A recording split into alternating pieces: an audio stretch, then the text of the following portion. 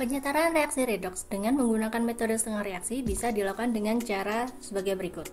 Oke, yang pertama kita akan membagi reaksi menjadi dua, yaitu oksidasi dan reduksi.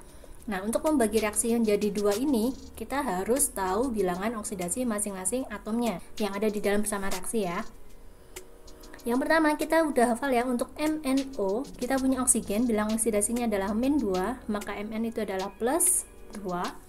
Untuk PbO2 kita punya -2 untuk oksigen, maka kita punya -4 totalnya, maka Pb bilangan oksidasinya adalah +4. Untuk MnO4- kita punya -2, maka totalnya adalah -8. Karena di sini ada sisa -1, maka Mn bilangan oksidasinya adalah +7. Nah, untuk Pb2+ bilangan oksidasinya adalah +2. Di sini udah kelihatan yang mengalami oksidasi adalah Mn oksidasi, lalu Pb dari +4 menjadi +2 berarti mengalami reduksi. Nah, saya tuliskan di sini oksidasi, reaksinya adalah MnO, dia berubah menjadi MnO4- ya. Lalu untuk reduksi dari PbO2 berubah menjadi Pb2+. Nah, selanjutnya kita tentukan apakah jumlah unsur yang mengalami perubahan bilok itu udah sama apa belum. Untuk oksidasi kita punya Mn. Nah, yang sebelah kiri 1, maka sebelah kanan juga 1, maka udah sesuai. Maka udah sama ya, berarti nggak perlu dirubah lagi atau nggak perlu ditambahkan koefisien lagi. Lalu untuk yang reduksi kita punya Pb, di sebelah kiri ada 1, sebelah kanan juga 1, berarti udah sama. Lanjut, selanjutnya kita akan menentukan jumlah atom O, di mana yang kekurangan atom O akan kita tambahkan spesi H2O. Nah, untuk yang oksidasi, sebelah kiri kita punya MnO, oksigennya cuma 1, lalu sebelah kanan kita punya MnO4-.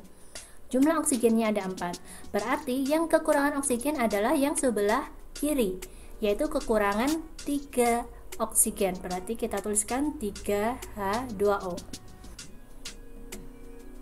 Karena di sini kita menambahkan 3H2O, maka di sebelah kanan kita tambahkan H+. Berapa H+ yang kita tambahkan? Yaitu 2 kali dari jumlah H2O. Karena kita punya 3 di sini, maka kita tuliskan 6H+. Nah, selanjutnya kita samakan muatannya. Yang sebelah kiri muatannya ini 0 ya. Lalu yang sebelah kanan kita punya -1 dari MnO4- dan +6 dari H+.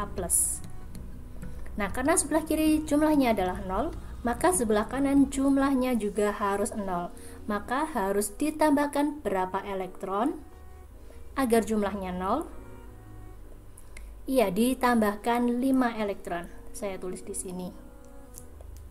Nah, lalu untuk yang reduksi. Di sebelah kiri, reaksi reduksi ada PbO2, dia memiliki 2 atom oksigen. Sedangkan di sebelah kanan ada Pb2+ ya, berarti dia tidak memiliki oksigen. Maka sebelah kanan ini dia kekurangan oksigen dengan jumlah 2. Berarti saya tuliskan 2 molekul H2O. Sebaliknya di sebelah kiri saya tuliskan 2 kali dari jumlah H2O, yaitu ada 4H+. Nah, untuk muatannya di sebelah kiri kita punya 4+ ya, A+4. Di sebelah kanan kita punya +2. Berarti +4 harus dijumlahkan dengan berapa elektron agar total muatannya adalah +2.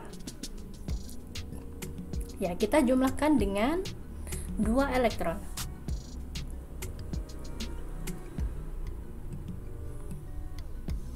Selanjutnya, kita harus menyamakan jumlah elektron dengan kali silang. Maksudnya bagaimana? Jika di dalam reaksi oksidasinya kita memiliki 5 elektron, sedangkan di bagian reduksi kita memiliki 2 elektron. Nah, kita cari KPK-nya dengan cara reaksi oksidasi kita kalikan dengan angka 2, reaksi reduksi kita kalikan dengan angka 5. Kita jumlahkan untuk oksidasi. Kita punya 2 MnO plus 3 kali 2 ada 6 H2O menjadi 2 MnO4- plus 6 kali 2 ada 12H+ ya, plus 10 elektron.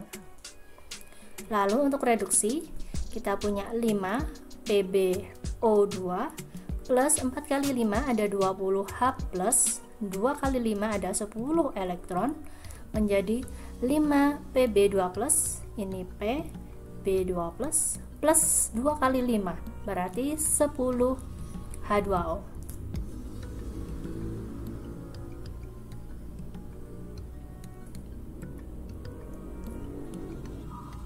Spesi yang sama bisa kita coret, yaitu kita punya 12H plus, kita punya 20H plus, berarti ini habis. Ini sisanya ada 8. Oke, ini yang ini kita punya H2O ya, ada 6, ada 10, berarti di sini habis. Berarti yang di sini tinggal 4. Untuk elektron sama ya, 10 elektron, 10 elektron. Berarti tinggal kita tulis 2MnO ditambah 5 PbO2.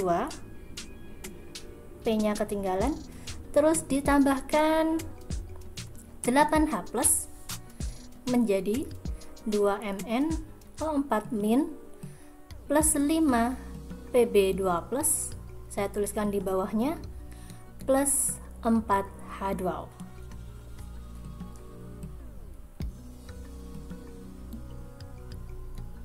Reaksi selanjutnya kita punya reaksi redoks, yaitu MnO4- plus H2S menjadi Mn2 plus S atau sulfur. Nah, kita tentukan bilangan oksidasinya ya. Oksigen memiliki bilangan oksidasi -2 ya. Berarti totalnya di sini adalah -8, karena ada -1 di sini berarti Mn adalah +7. H2S ini adalah +1, maka sulfur ada -2. Nah, ini udah kelihatan banget, ini adalah +2. Dengan ini adalah unsur, berarti bilangan oksidasinya adalah 0. Nah, kita tentukan Mn mengalami reduksi ya. Sedangkan untuk sulfur dari -2 menjadi 0 mengalami oksidasi. Kita tuliskan untuk oksidasi ada H2S menjadi sulfur.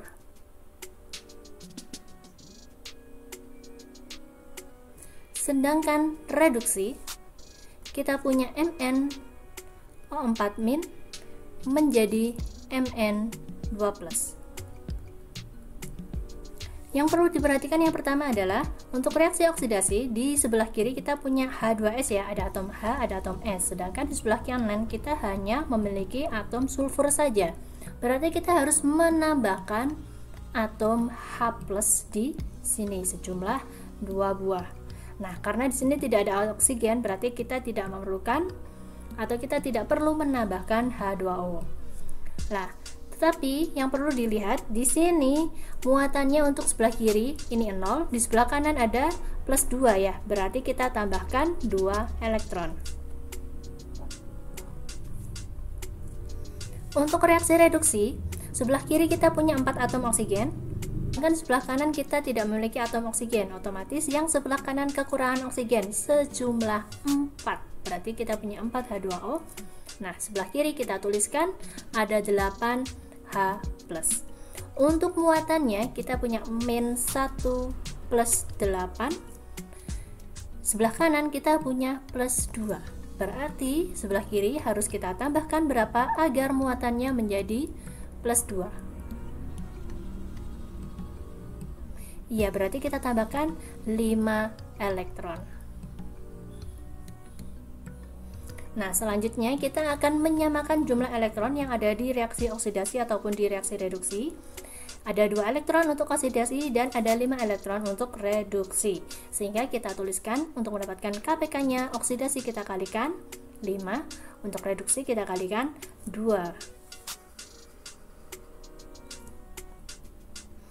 Kita tuliskan di sini.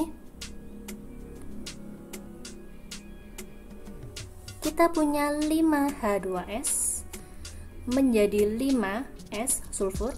2 kali 5 adalah 10H plus dan ada 10 elektron.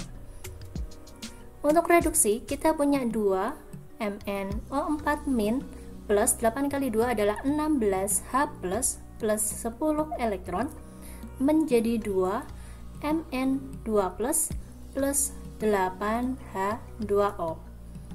Nah, kita jumlahkan lagi. Yang sama kita coret, yaitu elektron. Lalu ada H+ ya. Ini ada 10, ada 6, berarti yang ini habis. Yang di sini sisa 6. Kita bisa tuliskan 5H2S plus 2MnO4- plus 6H+ ya.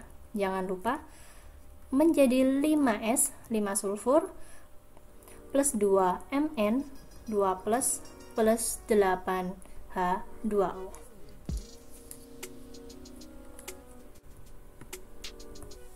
Reaksi selanjutnya kita tentukan bilang oksidasinya. Kita langsung cepet ya. Di sini -2, berarti ini ada -8, berarti ini adalah +7. Oksigen ada -2, berarti totalnya adalah -8 ya. Karena di sini ada -2, berarti di sini totalnya harus +6. Nah, +6 dibagi 2 berarti ada +3. Untuk CO2 kita punya -2, berarti totalnya adalah -4, berarti C ada +4. Untuk Mn2+, berarti kita punya +2. Nah, untuk bilangan oksidasi ini kalian harus benar-benar paham dan juga udah fasih dalam menentukannya ya. Nah, untuk menentukannya, bagaimana cara menentukan bilangan oksidasi? Ada videonya, saya taruh linknya di description box. Nah, selanjutnya kita tentukan bagaimana reaksi oksidasi dan juga reduksi. Nah, kita punya Mn dari +7 menjadi +2, berarti ini adalah reduksi. Lalu dari C2O4 atau oksigennya ya, kita lihat ada bilangan oksidasinya +3 berubah menjadi +4, berarti ini adalah oksidasi. Nah, kita tuliskan untuk oksidasi. Oke, kita tuliskan untuk oksidasi, kita punya C2O4 menjadi CO2. Reduksi MnO4- berubah menjadi Mn2+.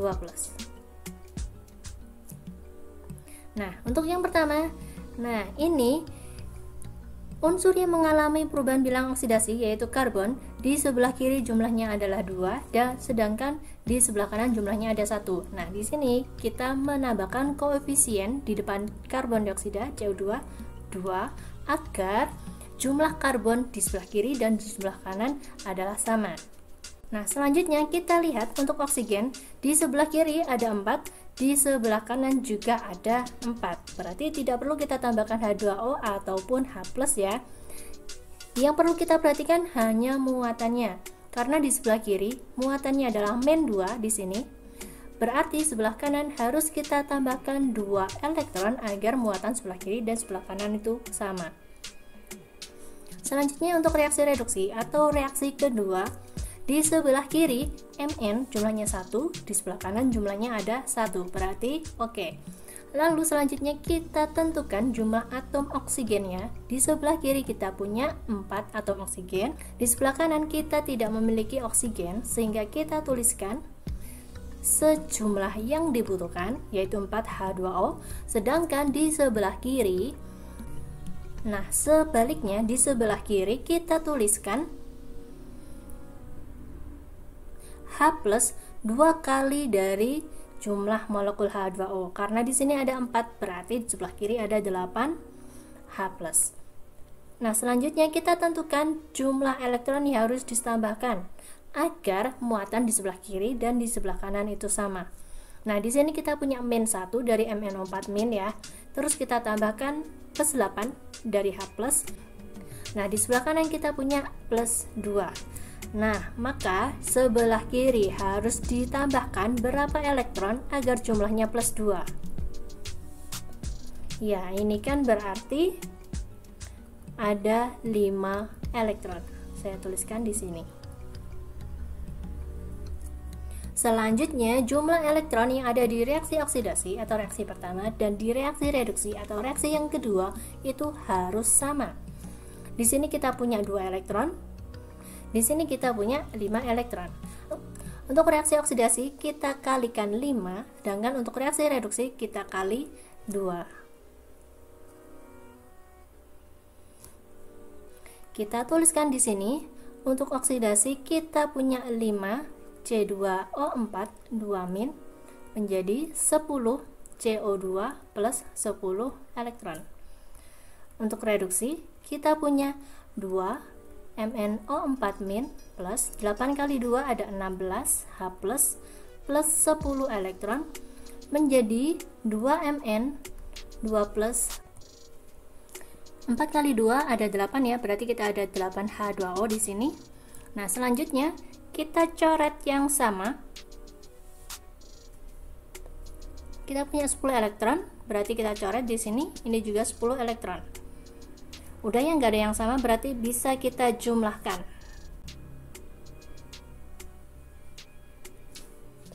Kita punya 5 C2O4 2- plus 2 MnO4- plus 16 H plus menjadi 10 CO2 2 Mn2 plus dan 8 H2O. Nah, gampang banget kan ya? Pastikan kalian jangan malas untuk belajar, banyak-banyak mengerjakan soal, karena yang namanya bisa karena pasti terbiasa. Ada banyak latihan soal untuk penyetaraan reaksi redoks, baik metode setengah reaksi, suasana asam, basa, ataupun metode perubahan bilangan oksidasi.